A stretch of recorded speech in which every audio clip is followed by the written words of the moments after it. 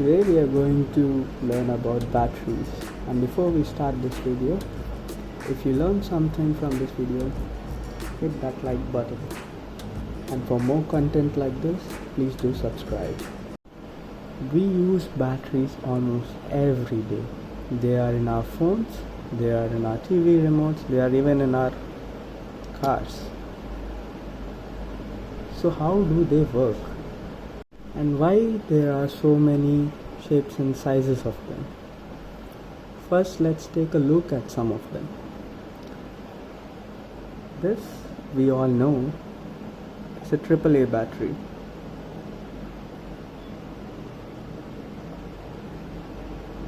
It's mostly used in TV remotes or wireless mouses. Then we have our AA battery.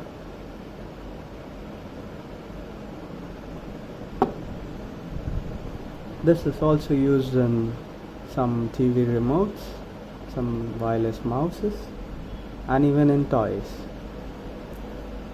But one thing you'll notice is their size and their shape. The AAA battery is smaller than the AA battery. Why is that? Let's first see the rest of the cast.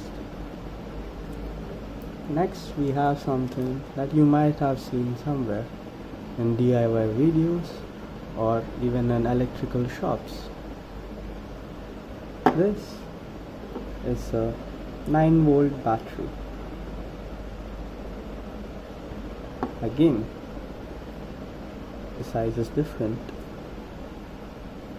Then we have something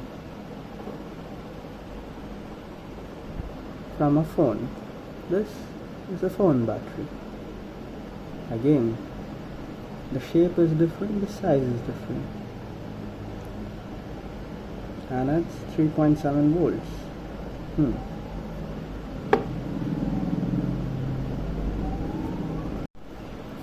Then we have this.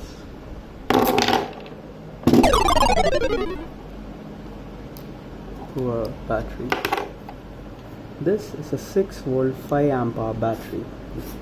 Now clearly makes this battery look small in front of it. You see the size difference. Can probably fit 8 batteries of this type inside this, but it's 6 volt. This is 9 volt. Now why is that? And you might have seen a car battery which is 4 times this size, and that's a 12 volt battery, but we have smaller 12 volt batteries too. And why is that? Now let me explain.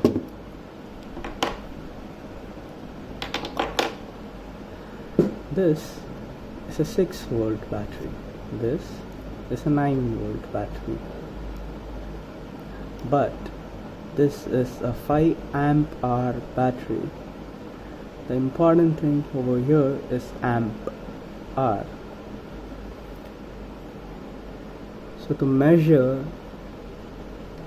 the energy we get from the battery, we usually check its voltage and amps. Amp is a major thing that plays a big role in the battery's size. This is 5 amp hour. This might be somewhere near 500 milliamp hour. Not sure, but it's in milliamp hours and it's near 500. So 1000 milliamp hour is 1 amp hour. 1000 milliamps is 1 amp.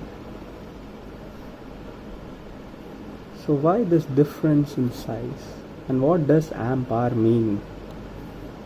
So this basically 5 amp hour means that it can provide 5 amps for 1 hour. After that it's completely drained. You can't get any energy from this battery. It also means that you can get 50 amps out of this battery for 6 minutes, then it's dead. So now you get the reason why we need a bigger battery. A bigger battery means more amps. More amps means more energy out of it. So you can see why the cars and trucks and all the vehicles use bigger batteries, because they have a lot of systems like your entertainment system, your radio, your lights, which need to be powered, and that powering up work is done by the battery. Basically, it's a portable energy source. So how does this battery produce that energy? So let me tell you about this in a simple way, because it's simple science. Let's take this battery. This is a AA battery. We have seen it almost every day in our life. It's either hidden under something, or we see it when we go and buy it. So in this AA battery, this side, the positively marked side, is the cathode. This negative mark is the anode. So what basically happens inside this is a chemical reaction which produces energy, and that energy is electricity. According to the law of conservation of energy, energy can neither be created nor be destroyed. You cannot create energy. So how do we get electricity? We are not creating energy, but we are transforming one type of energy to another type of energy. Now that can be done. Chemical energy is transformed to electrical energy. So how does this happen? So there are 3 chemicals inside this, or chemical paste, because this is an alkaline battery. Alkaline batteries or alkaline cell. Alkaline cell are dry cells. There are no wet component inside this, but there is a electrical paste. So this is a cell. My mistake, I should have told you this before. This is a cell. Now this becomes a battery, because when you combine 2 or more cells together, you get a battery. So in this cell, in the cathode side, there is one chemical. I'm going to explain this in an easy way so that you don't have to go inside your chemical equations. There is one chemical here, one chemical here, it is separated, and there is an electrolyte paste in between them. So they are not reacting right now. What happens when you complete the circuit? You start to get a reaction, and that reaction produces electricity. So let's see this in action. I have my 9-volt battery over here. This is a motor, DC motor. It is found in many toys, and let's say even your PlayStation controllers. It has the DualShock controllers, in that you find the motor which has a displaced weight, so when it rotates, it creates vibration. So that is your vibrational feedback you get. I actually have that motor. I'll show you that motor right now. This is that motor. It's from the PlayStation controller. As you can see, it has a displaced weight, so when it rotates, it creates vibration. So let's get back to our original motor. So now I'm going to connect this to my battery, and now the moment I connect this to the battery, the chemical reaction takes place and the electrons are moving from cathode to anode. That is, from this red wire, which is positive, to the motor and back via the black wire into the battery.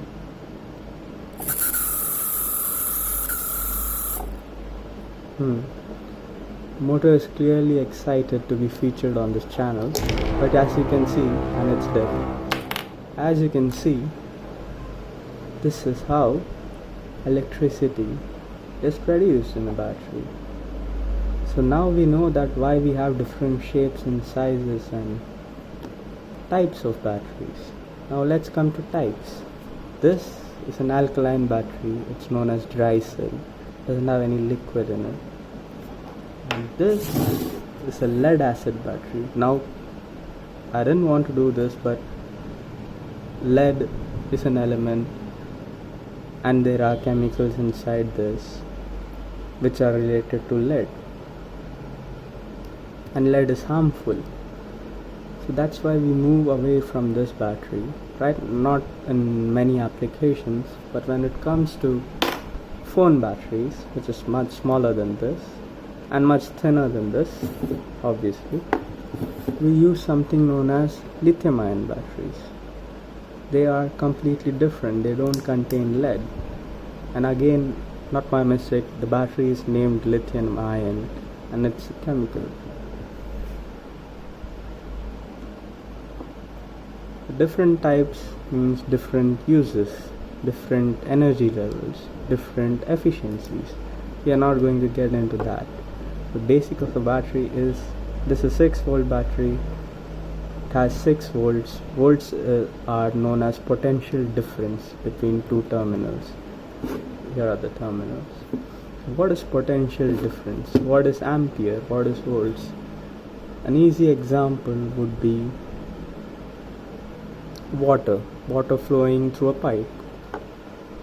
Let's consider water as the energy inside this.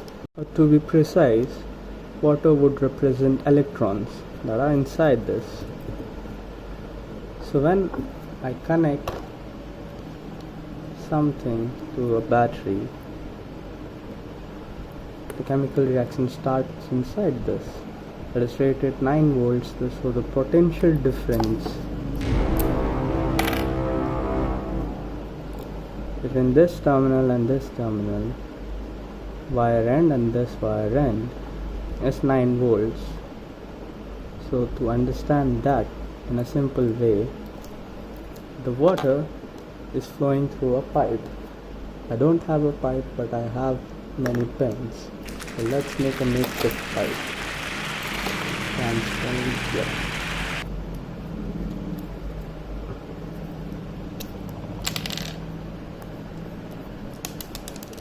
Yep, it's trying everything. Yeah. So this is our pipe. Now let's say this is the water. The water is moving through the pipe. Now you notice the water is moving slowly. So this water pressure can be known as the voltage. That is, in this representation, voltage is the pressure of the water, the pressure inside this pipe due to the water. Then what is amps? What is ampere? The amount, you can see the diameter of this pipe. So the amount of water coming through this is known as ampere. So if the diameter is bigger, the amount of water coming through this would be bigger. So now let me show you something. The same representation, the same sentence now with the battery. If the amount of water coming out of it is bigger, so the ampere would be bigger, smaller. So the more ampere this contains than this. So the amount of water equates the amount of electrons coming out of it at a certain point. If you take a certain point, the amount of electrons passing through it would be ampere. But we see in many appliances that we use, and even light bulbs and all, there is something known as wattage. It's rated at, let's say, 15 watts. What is what? What?